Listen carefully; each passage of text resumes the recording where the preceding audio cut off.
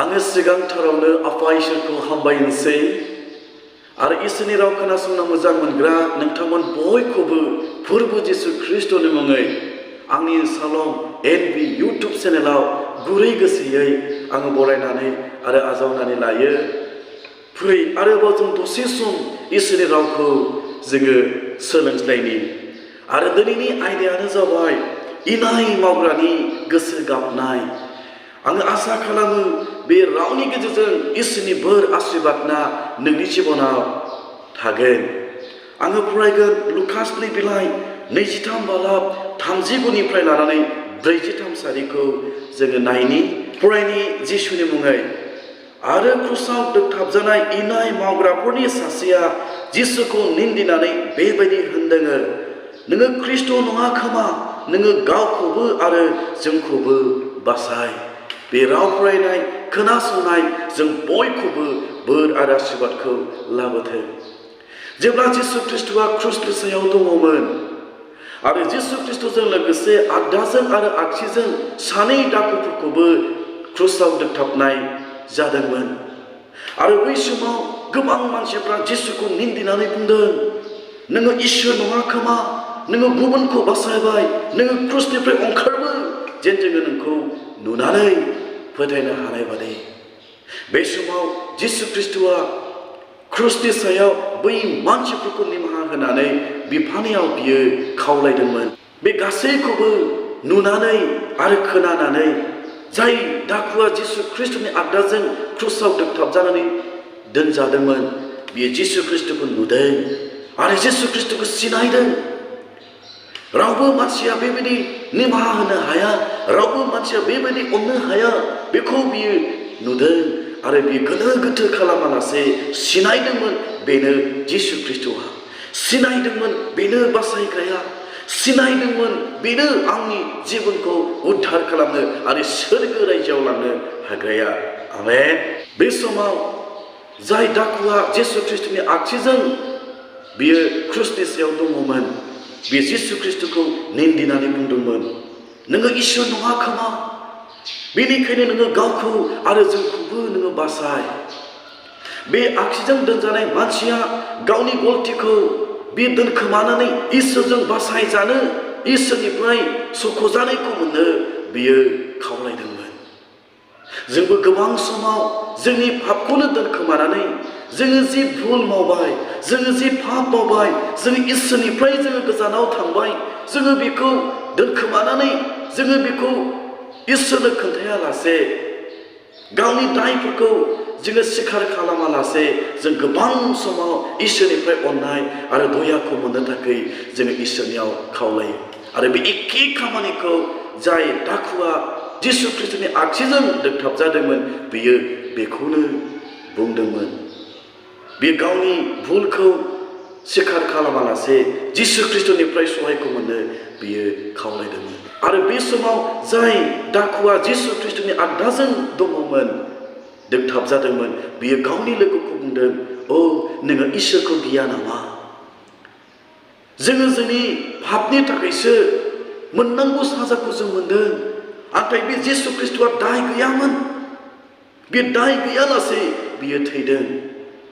बेनिखायनो बे आगदाजों दोगथाबजानाय दाखुआ बियो सिनायनानै जिसु ख्रिस्ट'खौ बुंदोंमोन, अ प्रभु, जेब्ला नोङो नोंनि रायजोआव सहैयो अब्ला नों आंखौबो गोसोखां। हालेलुया। जोङो दिनै सिनायनि जोंहा गोबां अभाबफोर थानो हागौ, जोंहा गोबां रोखोमनि समस्याफोर थानो हागौ। बे संसाराव बासायनायनि लामाखौ दिनै आफा इसोरा गावनि बिसानि गेजेरजों दिनै होदों। सोखानायनि लामाखौ, पापनि निमाहानि लामाखौ, उदांस्रिनि लामाखौ बे संसाराव फैनायनि आंनि अनजायग्राफोर, बे बुहुमाव मोनसे लामा दङ, जाय लामाया जोंखौ सोरगो फारसे लांगोन। बे बुहुमाव सासे इसोर दङ, जायहा बेबायदिनो जोंनि गासैबो पापखौ निमाहा होनो हायो। बे बुहुमाव सासे इसोर दङ, बियो नोंनि जिबनखौ नेनानै दङ, माब्ला नोङो फैगोन। हालेलुया।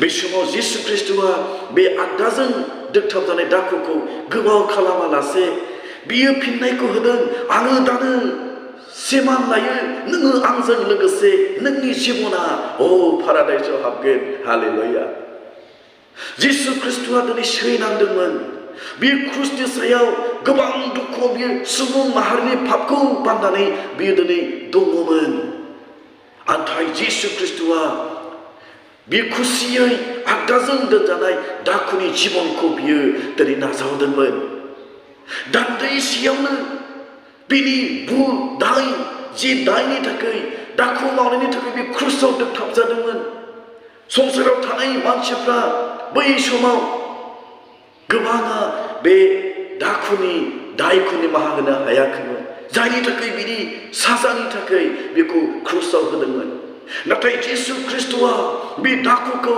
क्रुसनि सायावनो दिनै निमाहा होनानै बियो नाजावनानै बुंदोंमोन आङो दानो सिमान लायो नोंनि जिउआ आंजों लोगोसे पाराडाइसआव खोनासं आंनि अनजाग्राफोर नोङो दिनै गोबां पापाव थानो हागौ गोबां रोखोमनि पापाव नोङो दिनै गोजोमनानै गोदोनानै थानो हागौ नाथाय नोंनि जिबनखौ जिसु ख्रीष्टआ मोननो लुबैदों नोंनि जिबनखौ जिसु ख्रीष्टआ सोरगोआव बिफानि रायजोआव नुनो थाखाय लुबैदों नोङो दिनै फैगोन ना नोङो दिनै जिसु ख्रीष्टनियाव फैनानै बुङोब्ला प्रभु आं नोंनि बिसा जानानैबो आं बेबायदि पापखौनो मावबाय आं दिनै गोसो गाबो आं दिनै सिमान लायो प्रभु नों आंखौ निमाहा होदो जिसु ख्रीष्टआ देरि खालामालासे लेट खालामालासे नोंखौ बे नाजावगोन नोंनि जिबनखौ बे लागोन आरो नोंनि जिबनखौ दाय गैयै दिनै जिसु ख्रीष्टआ बे खालामगोन हालेलुया बेनिखायनो जखमनि लिरनाय सद'यदा जोङो 6-7फोरखौ फरायब्ला मोननो हायो जिसु ख्रीष्टआ गावनि सेलाफोरखौ बुंदों आङो बे संसारखौ नागारनानै बिफानियाव थांनोसै बे समाव बिनि सेलाफ्रा बुंदों प्रभु बिफाखौ जोंनो दिन्थि बे समाव जिसु ख्रीष्टआ बुंदों आंखौ नुनायानो बिफाखौ नुनाय आरो जिसु ख्रीष्टआ बुंबावदोंमोन दि आंनो लामा नांगौ आरो गोथाङा आंजों नङाब्ला रावबो बिफानियाव सौहैनाय नङा नख्रां रायजोखौ मोनो सोरगो रायजोखौ मोनो बिफानि रायजोखौ मोनो जों दिनै जिसु ख्रीष्टनाव फैनांगोन आरो नोङो दिनै जिसु ख्रीष्टनाव फैयोब्ला दिनै जिसु ख्रीष्ट दिनै नोंनि लागै बे समायखौ लादों आंनो लामा आरो नंगौ आरो गोथाङा आंखौ फोथायग्राया जोबनो गैयै जिबनखौ मोनगोन बेनिखायनो फै बै समाव आगदाजों दोनजानाय दाखुआ सिनायदोंमोन आङो दिनै क्रुसनि सायाव थैनायनि सिगां आङो जिसु ख्रीष्टखौ दिनै गाबज्रिनि बिनि गेजेरजों आङो सोरगोखौ मोनगोन बे फोथायनायखौ जिसु ख्रीष्टनाव दोननानै बे जिसु ख्रीष्टखौ गुरै गोसोयै गाबज्रिदोंमोन आंनि अनजाग्राफोर आरो बे समावनो बिनि जिबना बासायजानायखौ मोनदोंमोन बेनिखायनो फै जों गावखौ गुरै खालामनि आरो दसे सम जोङो मा पाप मावदों जों बेफोरखौ गोसोखांनि आरो जोङो गोसोखांनानै बे पापफोरखौ जों इसोरनियाव रायथिनि बेनि उनाव जों जिसु ख्रीष्टखौ लिंनि जिसु ख्रीष्टआ नोंनि जिबनाव फैगोन आरो दिनैबो बे आगदाजों दोगथाबजानाय इनाय मावग्रानि जिबनखौ जेरै अनखांनानै बिनि जिबनखौ नाजावदों नोंनि जिबनखौबो जिसु ख्रीष्टआ नाजावगोन बायजोरा खोनासंनाय जों बयखौबो बोर होथों जिसुनि